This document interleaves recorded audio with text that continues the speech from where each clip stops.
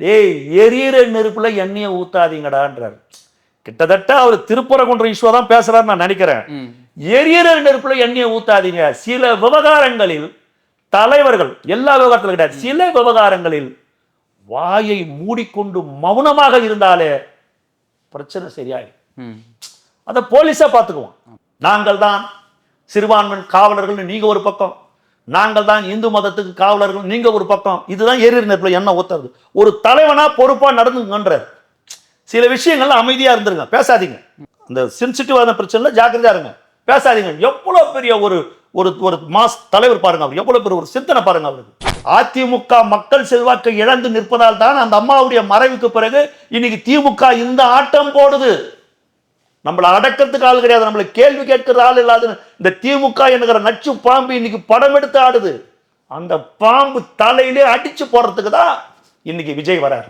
ஒரு கவுன்சிலரா வரான், வாடகை வீட்டில் இருக்கிறான், கவுன்சிலரான 10 வீடு வாங்குறான். எப்படா வாங்கின 10 வீடு?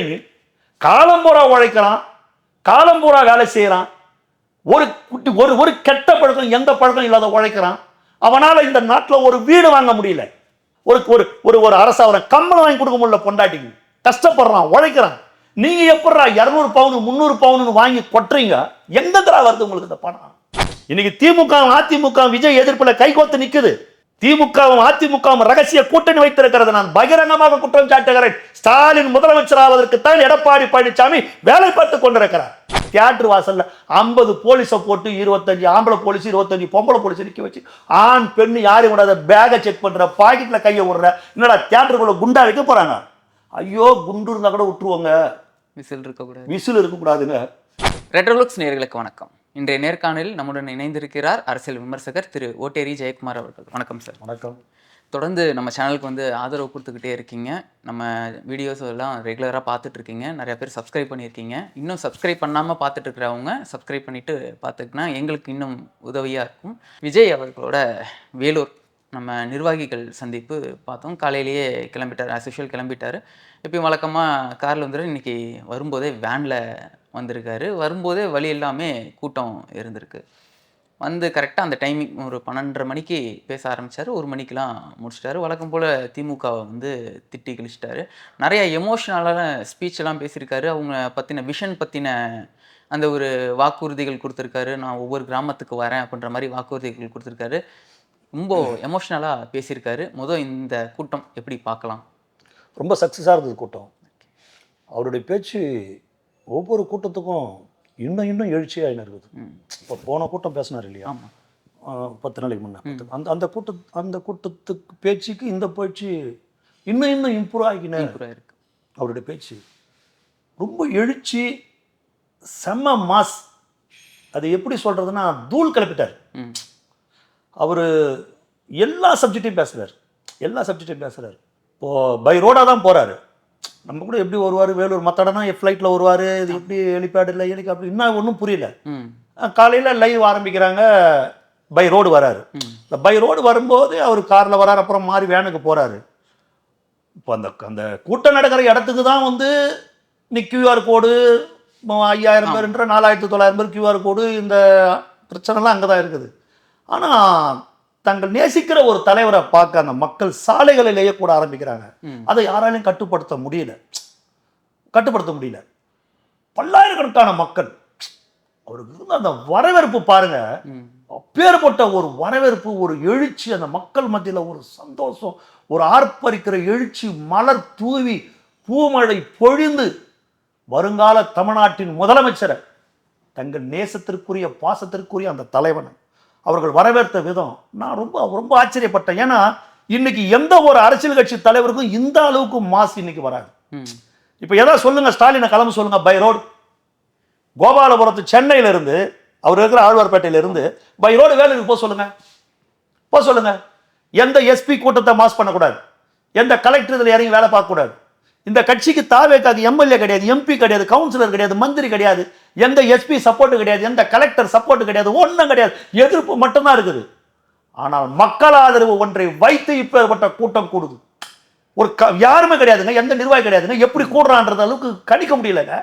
ஸ்டாலின் பண்ண முடியுமா? கோட்டர் இல்லாத, கோழி பிரியாணி இல்லாத, அவனுக்கு கையில காசு இல்லாம வண்டி ஏற்பாடு பண்ணாத, இதை இப்பேற்பட்ட கூட்டத்தை அப்படியே அந்த கூட்டம் வந்தாலும் நீங்க பார்த்திருப்பீங்க. அவரே வண்டியை விட்டு இறங்கி போய் ஒரு ஒருத்தருக்கு கை கொடுத்துட்டு, தம்பி நான் சும்மா இருக்கிற கையை கொடு அப்படி கையை இழுத்து இழுத்து இழுத்து கை குலுக்கிட்டு போறார். இது இப்படியா? ஒரு தன்னெழுச்சியான கூட்டம், ஒரு சந்தோஷம். இதுதான் இன்னைக்கு மற்ற அரசியல் கட்சிகள் வயிற்றுல புளிய கரைக்குது. இதையெல்லாம் தாண்டி கடந்து வராரு காவல்துறை வழி எங்க பாதுகாப்பு கொடுக்குறாங்க, கடந்து வராரு. அவர் இன்னைக்கு கூட்டத்தில் கூட சொல்லியிருக்காரு, தயவு செய்து என்ன 2 வீலர்ல ஃபாலோ பண்ணாதீங்க, உங்களை கையெடுத்து கும்பிடுறேன், தயவு செய்து 2 வீலர்ல ஃபாலோ பண்ணாதீங்க, பாதுகாப்பா இருங்க. இதுக்கு மேல ஒரு தலைவன் என்ன சார் பண்ண முடியும்? ஒரு கட்சி கூட்டத்துக்கு கர்ப்பிணிகள் வராதீங்க, பெண்கள் முடியாதவங்க வராதீங்க, மாற்றுத்திறனாளிகள் வராதீங்க, வயதானவர்கள் வராதீங்க, QR கோடு இல்லாதவங்க வராதீங்க. இத்தனை அந்த கட்சி அறிவிக்குது. அத்தனையும் தாண்டி அவர்கள் சாலைகளில் அவர் வருகிற பொழுது, மவனி இந்த வழியாக தானே போனோம், நாங்க அங்க வர முடியல, உன்னை நாங்க இங்க பாக்குறோம்னு பார்க்கும்போது நம்ம என்ன பண்ண முடியும்? யாரால ஒன்றும் பண்ண முடியல. இந்த நியாயத்தை போலீஸை ஒத்துக்கணும் தானே போனோம். அவங்க மட்டும் என்ன பண்ணுவாங்க? மக்கள் தன்னெழுச்சியா கூடுறான், அந்த நாட்டுடைய குடிமக்கள் தானே, அவன் தானே கூடுறான், அவன் தானே நிற்கிறான். அப்புறம் என்ன பண்ண முடியும்? அப்படியே போறாரு. போய் எவ்வளவு அழகா பேசினார். அழகா ஒரு காளை மாடு கதையை ஆரம்பிச்சு, அந்த பையனுக்கு தெரியும் அது முட்டை வருதா இல்லை அது பசியா என்னான்றது தெரியும். ஒரு 2 புல்லுக்கட்டை காட்டி என்ன பண்ணோம்னா அந்த பையனுக்கு தெரியும், அந்த இளைஞனுக்கு தெரியும் அப்படின்றது அவ்வளோ அழகாக அந்த கதையை சொல்லி, அது நான் அல்ல, நான் மட்டுமல்ல, நாம் அப்படின்னு எல்லாரையும் சேர்த்து சொல்லி ரொம்ப அழகா ஒரு பக்குவப்பட்ட தலைவனம். அதுல பேசுறதுல ஹைலைட் பாருங்க, டேய் எரியிற நெருப்புல எண்ணெயை ஊத்தாதீங்கடான்றார். கிட்டத்தட்ட அவர் திருப்பரங்குன்ற இஷ்யூ தான் பேசுறாரு நான் நினைக்கிறேன். எரியிற நெருப்புல எண்ணெயை ஊத்தாதீங்க. சில விவகாரங்களில் தலைவர்கள், எல்லா விவகாரத்திலும் கிடையாது, சில விவகாரங்களில் வாயை மூடிக்கொண்டு மௌனமாக இருந்தாலே பிரச்சனை சரியாயிடும். அதை போலீஸா பார்த்துக்குவான். புரியுதுங்களா? 4 பேர் கூட போறோம், அப்போ போலீஸ் பார்த்துக்குவாங்க. புரியுதுங்களா? அவங்க பார்த்துக்குவாங்க. நீங்க எரியிற நெருப்புல எண்ணெய் ஊத்தாத இருந்தா போதும். நாங்கள் தான் சிறுபான்மை காவலர்கள், நீங்க ஒரு பக்கம், நாங்கள் தான் இந்து மதத்துக்கு காவலர்கள், நீங்க ஒரு பக்கம். இதுதான் எரியிற நெருப்புல எண்ணெய் ஊத்துறது. ஒரு தலைவனா பொறுப்பா நடந்துங்கன்ற சில விஷயங்கள்ல அமைதியா இருந்துருங்க, பேசாதீங்க. இந்த சென்சிட்டிவான பிரச்சனைல ஜாக்கிரதையா இருங்க, பேசாதீங்க. எவ்வளவு பெரிய ஒரு ஒரு மாஸ் தலைவர் பாருங்க, அவர் எவ்வளவு பெரிய ஒரு சிந்தனை பாருங்க அவருக்கு. புரியுதுங்களா? 2 பேரை முட்டை விட்டுட்டு அந்த ரத்தம் குடிக்கணும் அப்படின்ற அந்த ஓனாய் அந்த சிந்தனை அதெல்லாம் அவர்கிட்ட கிடையாது. ரொம்ப அழகா பேசுறாரு. அதுக்கப்புறம் நாட்டில் இருக்கிற சட்டம் ஒழுங்கை பத்தி பேசுறாரு, பெண்கள் பாதுகாப்பை பத்தி பேசுறாரு, கல்வித்துறை சரியா இல்லைன்றதை பேசுறாரு. நான் ஆட்சிக்கு வந்தால் என்ன நான் செய்வேன்னு சொல்றாரு. தரமான கல்வியை கொடுப்பேன், தரமான மருத்துவத்தை கொடுப்பேன், மலைவாழ் கிராமங்களுக்கு கூட நான் போக்குவரத்து வசதியை ஏற்படுத்தி கொடுப்பேன், நல்ல போக்குவரத்து வசதியை கொடுப்பேன், பெண்களுக்கு பாதுகாப்பு கொடுப்பேன், பெண் குழந்தைகள் மட்டுமல்ல ஆண் குழந்தைகளுக்கும் பாதுகாப்பு ஏற்படுத்தி கொடுப்பேன். போட்டித் தேர்வுக்கு நீங்க தயாராகிற அளவுக்கு உங்கள் உயர்கல்வியிலேயே அதற்கான பாடத்தை வைப்பேன். நீ தனி டியூஷன் சென்டருக்கெல்லாம் போக வேண்டியதில்லை, உன்னை இங்கேயே ரெடி பண்ணுவேன். உயர்கல்வியிலே இந்த நாட்டுடைய அரசியல் சட்டத்தை நீ புரிஞ்சுக்கிற அளவுக்கு உனக்கு பாடத்தை வைப்பேன், வேலை வாய்ப்பை உருவாக்குவேன். புரியுதுங்களா? லஞ்ச லாவண்யமற்ற ஒரு ஆட்சியை நடத்துவேன், சட்டம் ஒழுங்கு ஸ்ட்ரிக்டா இருக்கும்ன்றார். சும்மா கட்சிக்காரன் போய் நான் பகுதி செயலாளர், நான் மாவட்ட செயலாளர், நான் சட்டமன்ற உறுப்பினர், நான் கவுன்சிலரு, அவன் என் கட்சிக்காரன் தான், தப்பு அதெல்லாம் நடக்காது. காவல் நிலைய வாசலுக்கு போக முடியாது, நியாயத்துக்கு மட்டும்தான் போகணும், அநியாயத்துக்கு போகக்கூடாது. உனக்கு என்ன வேலைங்க? அநியாயத்துக்கு ஸ்டேஷன்ல உனக்கு என்ன வேலை? நியாயமா போய் கேளு, என்னங்க ஒரு தப்பும் பண்ணாதவன், இது நியாயமா? நியாயம் கேளு, தப்பு கிடையாது. நீ ஒரு மக்கள் பிரதிநிதி, அநியாயத்துக்கு போகக்கூடாது. இந்த ஒரு தடவை மன்னிச்சு அது மன்னிக்கணுமா மன்னிக்க வேணாமான்றத நீதிமன்றம் முடிவு செய்யணும். அது நமக்கு அந்த வேலை கிடையாது. தெளிவா சொல்றாரு, ஸ்ட்ரிக்டா இருக்கும் சட்டம் ஒழுங்குன்றார், அதுல காம்ப்ரமைஸே கிடையாதுன்றார். இப்படி ஒரு தலைவன் தான் வேண்டும், இப்படி ஒரு தலைவன் தான் வேண்டும். இப்பேற்பட்ட ஒரு தலைவனை தான் இந்த மக்கள் எதிர்பார்க்கிறாங்க. இது தமிழ்நாட்டுக்கான அரசியல். இவர் என்ன ஸ்டாலின் எப்ப பார்த்தாலும் தமிழ்நாட்டுக்கு டெல்லிக்கு முனிசிபாலிட்டி தேர்தல் நின்னுக்குன்னு நான் அமெரிக்காவை எச்சரிக்கிறேன், நான் ரஷ்யாவை எச்சரிக்கிறேன், இந்த பூ சுத்தன கதெல்லாம் போதும். நீ பிரதமர் வேட்பாளருக்கு நிக்கிறியா? நடக்கிறது பாராளுமன்ற தேர்தலா? நடக்கிறதுனா தேர்தல், சட்டமன்ற தேர்தல். இங்க பிஜேபிக்கு இங்க ரூல் இல்லைன்றார், இங்க ரோலே கிடையாது பிஜேபிக்கு. சரிங்களா? அது சும்மானா நீ காமெடி பண்ணாத, எனக்கும் அவங்களுக்கு தான் என்டிஏ, அதெல்லாம் இது பார்லிமெண்ட் எலெக்ஷன் கிடையாது, அவங்களுக்கு ஒன்றும் கிடையாது. அவர் தெளிவா சொல்றாரு, அதிமுக மக்கள் செல்வாக்கை இழந்து விட்டது.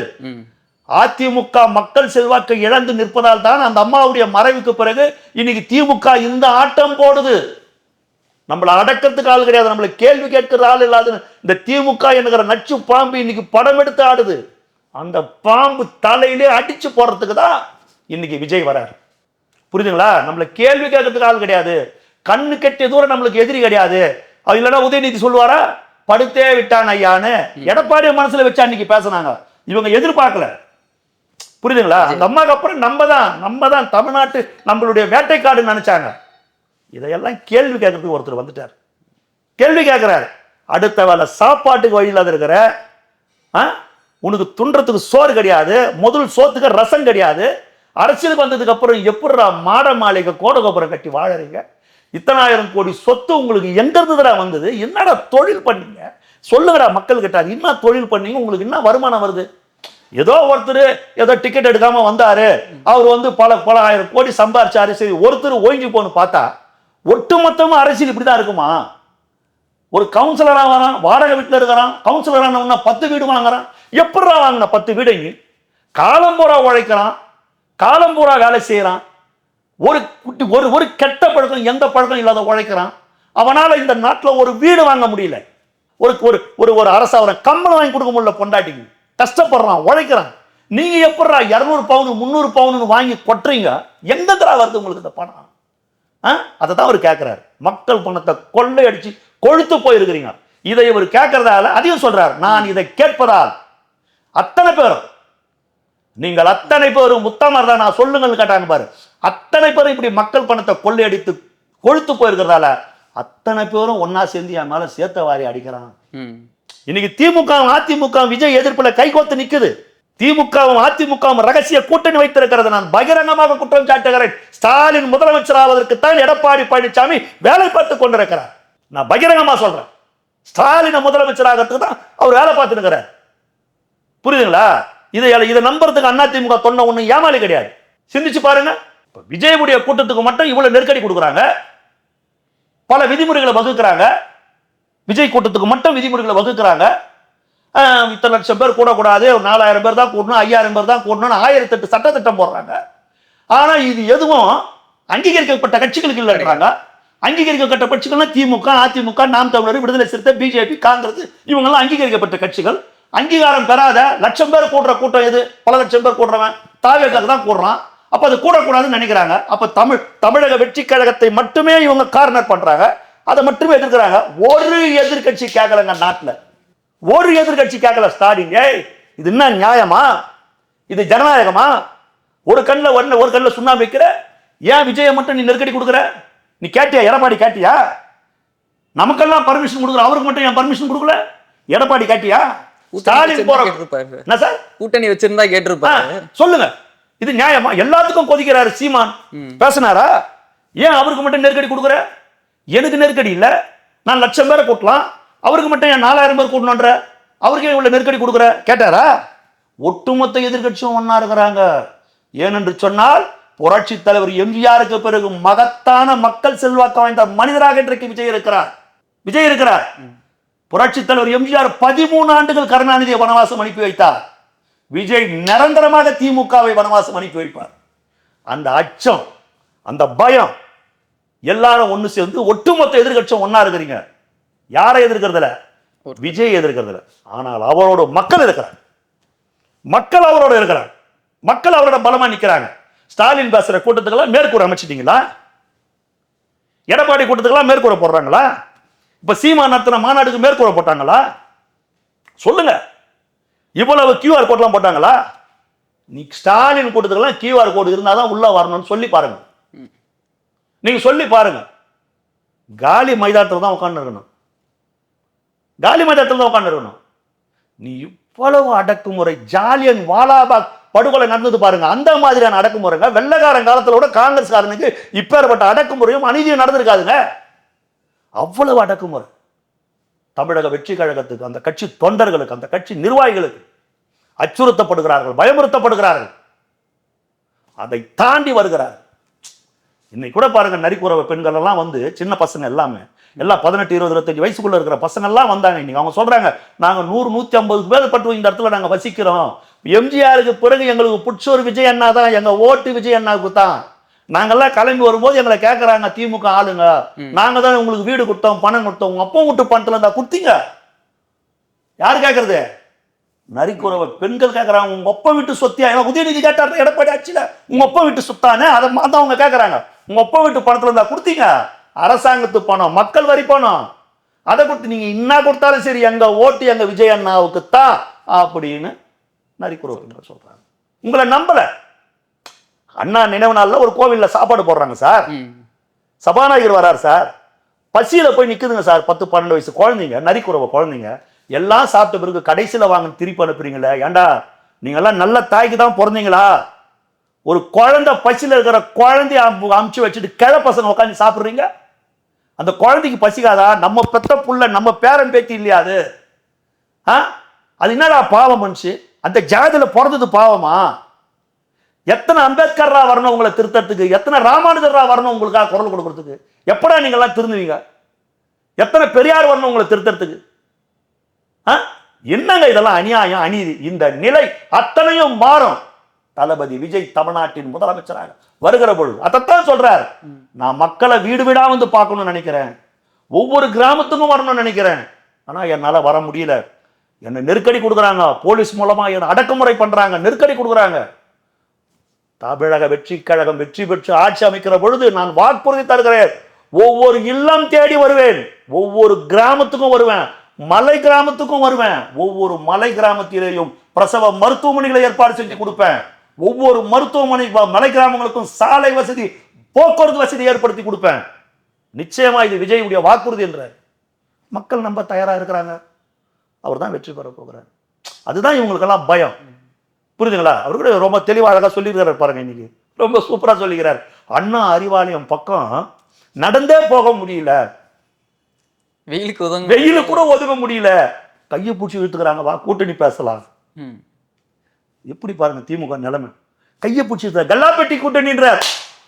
இந்த கூட்டணி கல்லாப்பட்டி கூட்டணி. இவன் கொள்ளச்சி வச்சிருக்கிறான் பாரு, பல ஆயிரம் கோடி சொத்தை பங்கு போட்டுக்கிறான் கூப்பிட்டு. கல்லாப்பட்டி கூட்டணி. இந்த கூட்டணி நிழலுக்கு ஒதுங்க முடியல. வாங்க வாங்க வாங்கன்னு உள்ள கூப்பிட்டுக்கிறீங்க, ஆள் இல்லாத இருக்கிறீங்க. பயம், புலிக்கு பயந்தவெல்லாம் என் மேல வந்து படுத்துக்க. அதைத்தானே அவர் சொன்னார், சோளக்காட்டு பொம்மையை பார்த்து கிளி பயப்படும், குயில் பயப்படும், மயில் பயப்படும், சிங்கம் பயப்படாது. புலிக்கு பயந்தவெல்லாம் என் மேல வந்து படுத்துக்கோ, எல்லாரும் என் கூட கூட்டணிக்கு வா. எல்லாரும் கூட்டணி கூப்பிட்டு சீட்டு கொடுத்துட்டியா? இப்போ முதல்ல யார் போனது? அந்த ஐக்கிய இந்திய முஸ்லீம் லீக்கா, IUFL அந்த முஸ்லீம் லீக் போச்சு. காதர் மொய்தீன் போனாரு. முதல்ல அவர் தான் போனி பண்ணாரு போயிட்டு. அவர் 5 சீட்டு கேட்போன்னு சொல்லியிருந்தாரு. இந்த வாட்டி கூடுதலாக கேட்போம். போன முறை 3 கொடுத்தாங்க, 3லயும் தோத்துட்டாரு. இந்த முறை 5 கேட்போன்னு போனாரு. போய் 5ன்னு ஆரம்பிச்சுக்கிறாரு. அவங்க எடுத்த உடனே இல்லைங்க, போன முறை கொடுத்த 3 கொடுக்குற மாதிரி இல்லை, நிறைய கட்சி உள்ள வந்துடுச்சு. ஏன்னா வெளியே எதிர்த்து பலமான ஒரு ஆளா இருக்கிறாரு. மக்கள் செல்வாக்கு அவருக்கு பயங்கரமாகுது. இந்த தேர்தல் என்ன நடக்க போதோ தெரியல.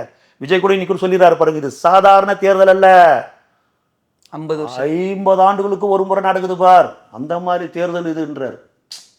இது ஊழலுக்கும் மக்களுக்குமான தேர்தல், அதர்மத்திற்கும் தர்மத்திற்குமான தேர்தல், விஜய்க்கும் ஸ்டாலினுக்குமான தேர்தல். தெளிவா சொல்றாரு. அதுல இவங்க ஆடி போய் அதனால இந்த முறை 1 வாங்கிக்கோங்க.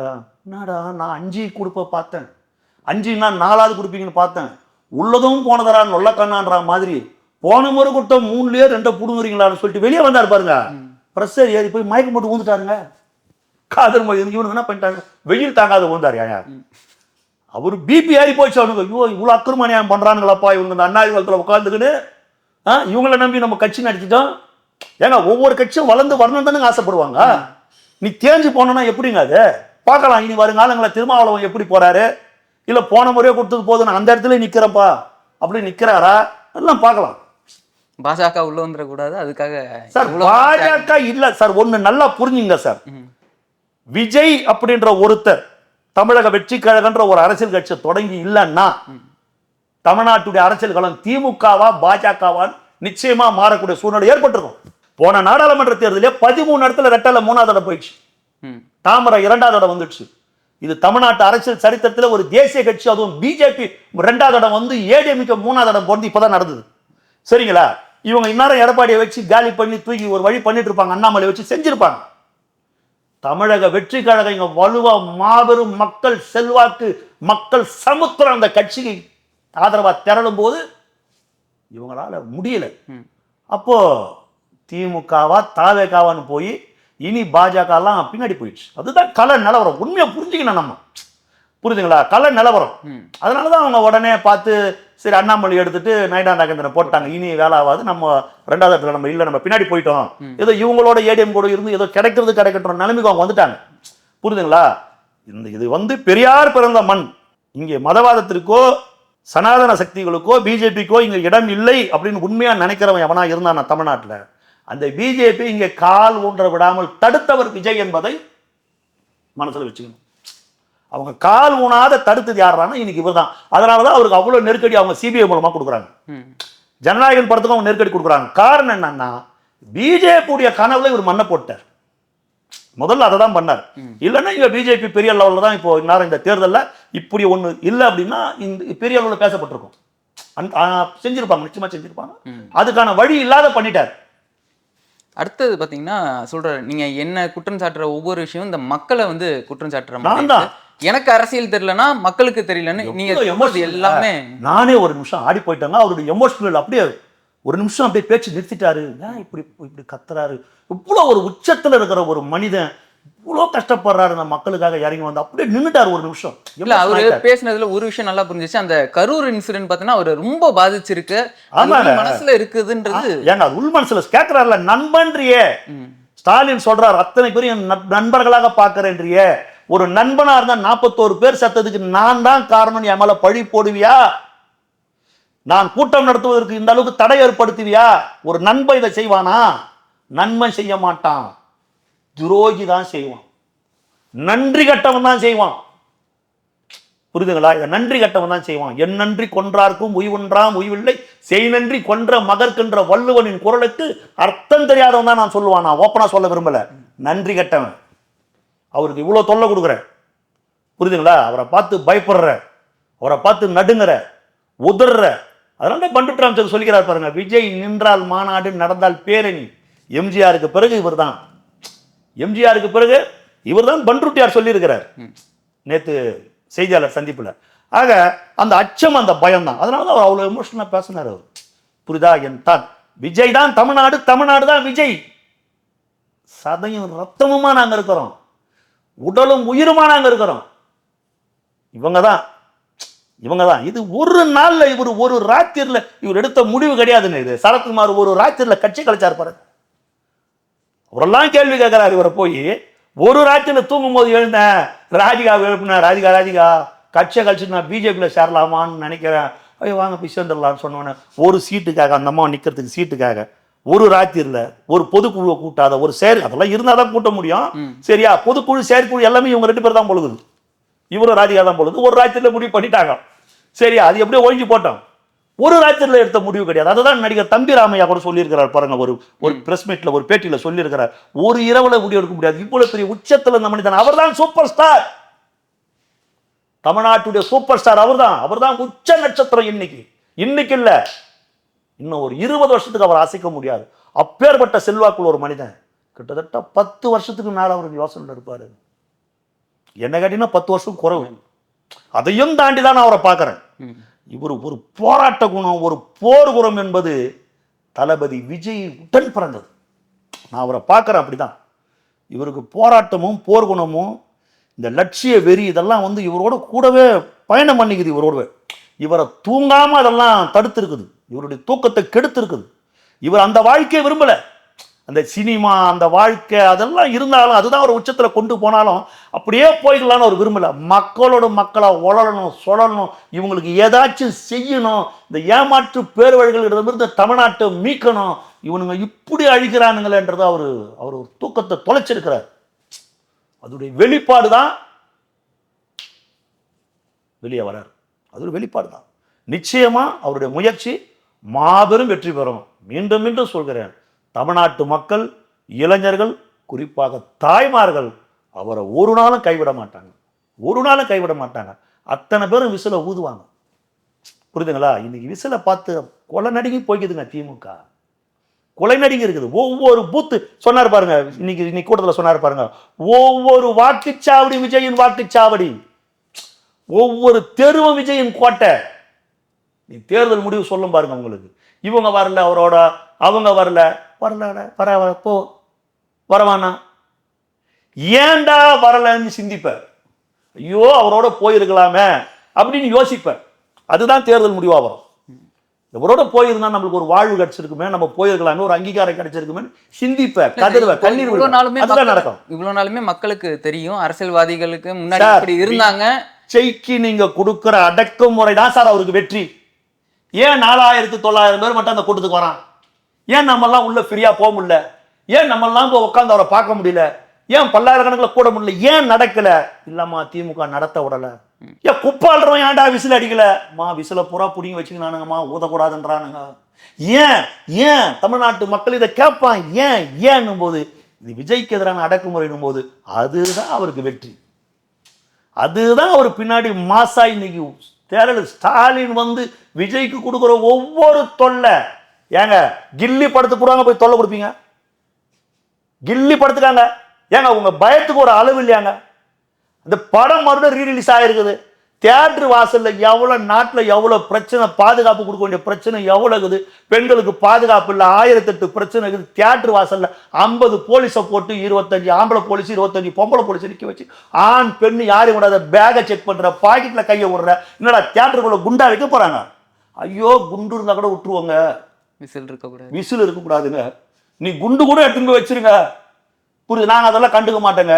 இப்போ தமிழ்நாட்டில் உட்காந்துக்குன்னு வங்கதேச தீவிரவாதிகளோட தொடர்பு வச்சிருந்த யாருன்னா நாங்கள் பிடிச்சோமா? எங்களுக்கு ஏங்க அந்த வேலை? டெல்லி போலீஸ் தானே வந்து அவங்கள கூட பிடிச்சது. தீவிரவாதிகளோட தொடர்புல இருந்த ஒரு 7-8 பேரை பிடிச்சாங்க. டெல்லி போலீஸ் தானே பிடிச்சது. எங்களுக்கு அதெல்லாம் வேலை இல்லைங்க. எங்களுக்கு கொடுத்துக்கிற வேலை எவன் கையிலையும் விசில் இருக்கக்கூடாது. இந்த கில்லி பட வாசல் நின்றுக்குன்னு விசிலு கொடி இது ரெண்டுமே இல்லாத செக் பண்ணி போலீஸை அசிங்கம் படுறான். ஏன்டா நம்ம இந்த வேலைக்கு வந்தோம், இந்த உத்தியோகத்துக்கு வந்தோம்? இவ்வளோ நம்மள பண்றாங்களே. நான் சொல்றேங்க, போலீஸாருடைய ஓட்டு கூட தபால் ஓட்டுலாம் போடுவாங்க. நீ தபால் ஓட்டு எண்ணும் போதே பாருங்க விசிலுக்கு தான் வரும். அவங்க அவ்வளோ கஷ்டத்தில் இருக்கிறாங்க. ஏன் இவருக்கு இவ்வளோ தொல்லை கொடுக்குறாங்க? ஏன் இவ்வளோ அடக்குமுறை பண்றாங்க? அவங்களும் யோசிக்கிறாங்க. அவங்களும் இவரை தான் ஆதரிப்பாங்க. இந்த கில்லி படத்துக்கு அவ்வளோ தொல்லை, புரியுதுங்களா சார்? அடிக்க பந்து எழும்பும், அரைக்க சந்தனம் மணக்கும், புரியுதுங்களா? ஒவ்வொருத்தருக்கு நீ எவ்வளோ தொல்லை கொடுக்குறியோ ஒரு மென்மேலும் வளர்ந்து முன்னுக்கு வருவார். நல்ல எண்ணம் இருக்குது அவர்கிட்ட, மக்களுக்கு நல்லது செய்யணுன்ற சிந்தனை இருக்குது அவர்கிட்ட, புரியுதா? நேர்மையான ஒரு நிர்வாகம் கொடுப்பாருன்ற ஒரு நம்பிக்கை இருக்குது. நிச்சயமா லஞ்சம் ஊழலுக்கெல்லாம் அங்கே இடம் கிடையாது. சட்டம் ஒழுங்கெல்லாம் சிறப்பாக. ஆனாலும் அவங்க திமுகவுக்கு ஒரு ஆதரவு இருந்துகிட்டு தானே சார் இருக்கு. இப்போ எல்லா மக்களுக்குமே தெரியும் அரசியலுக்கு வரதுக்கு முன்னாடி எவ்வளவு சொத்து வச்சிருந்தாங்க, இப்போ வந்ததுக்கு அப்புறம் எவ்வளவு சொத்து வச்சிருக்காங்க, எவ்வளவு ஊழல் நடக்குதுன்னு எல்லாம் தெரிஞ்சுமே ஒரு செட் ஆஃப் பீப்புள்ஸ் வந்து இன்னமும் திமுகவுக்கு சப்போர்ட் பண்ணிட்டு தானே சார். அதாவது இருக்கட்டும் சார், கோட்சேவுக்கு கூட ஒரு டீம் ஆதரிக்கும். மகாத்மா காந்தியை கொண்ட கோட்சேவு கூட ஒரு டீம் ஆதரிக்க தான் செய்யும், சரியா? அது அதெல்லாம் நம்ம பேசிக்க முடியாது, அது இருக்க தான் செய்யும். இப்போ திமுக திமுக நீ யோகியமா இப்படியே தான் போயிட்டு இருந்தது. இன்னைக்கு ஒரு யோகியம் வந்துட்டார், இன்னைக்கு ஒரு தூய சக்தி வந்துருக்குதுன்னும் போது இது மாற்றத்துக்கான அரசியல் தான். நீ செய்யலையா, அப்போ வாட்சில் நீ பண்ணல மாறி இப்படி தானே சார் இருந்தாங்க, புரியுதுங்களா? இந்த அம்மா மேல ஊழல் குற்றச்சாட்டு நிரூபிக்கப்பட்டது, எங்க மேல ஊழல் குற்றச்சாட்டு நிரூபிக்கப்பட்டதான் திமுக காப்பான். ஏண்டா குற்றச்சாட்டு நிரூபிக்கப்படாதாலே நீ நிரபராதி கிடையாது, புரியுதுங்களா? சட்டத்துக்கு சந்தர்ப்ப சாட்சிகள் மட்டும் தான் வேணும். சாட்சி இல்லைன்றதாலேயே ஒரு தப்பு இல்லைன்னு ஆயிடாது. சட்டத்துக்கு ஒன்றா சாட்சி தேவைப்படலாம். ஆனா பார்த்தா எங்களுக்கு தெரியல நீங்க எப்படி இருக்கிறீங்க, எப்படி ஊர் சொத்தை கொள்ளாட்சி இருக்கிறீங்க, நீங்க எவ்வளவு அராஜகம் பண்ணி இருக்கிறீங்கன்னு எங்களுக்கு தெரியாது. பார்த்தவங்களுக்கு 27வது பணக்கார குடும்பம் அப்புறம் பார்க்கறவனுக்கு தெரியல சார். அப்போ அவனுக்கு திருட தெரிஞ்சது, பதுங்க தெரியல, சிக்கிட்டான். உனக்கு திருடவும் தெரியுது, பதுங்கும் தெரியுது. இவ்வளவுதான் வித்தியாசம் ரெண்டு பேருக்கும், சரிங்களா? அப்போ ரெண்டு பேரையுமே முடிக்கணும். அதுல ஒருத்தரை விட்டுருங்க, திமுக வீழ்த்தணும், தாவக்கால தான் முடியும், புரியுதுங்களா? அது மக்கள் செல்வாக்கு இவருக்கு தான் இருக்கும். அப்போ இப்போ விஜய் ஆளுங்கட்சியா வராது, எதிர்கட்சியா யார் வருவா? திமுக தானே வரும், அவ்வளவுதான். கண்டிப்பா சார். அடுத்தடுத்த நிகழ்வை பத்தி நம்ம வர நேர்காணல்ல நம்ம வந்து பேசுவோம். மிக்க நன்றி சார்.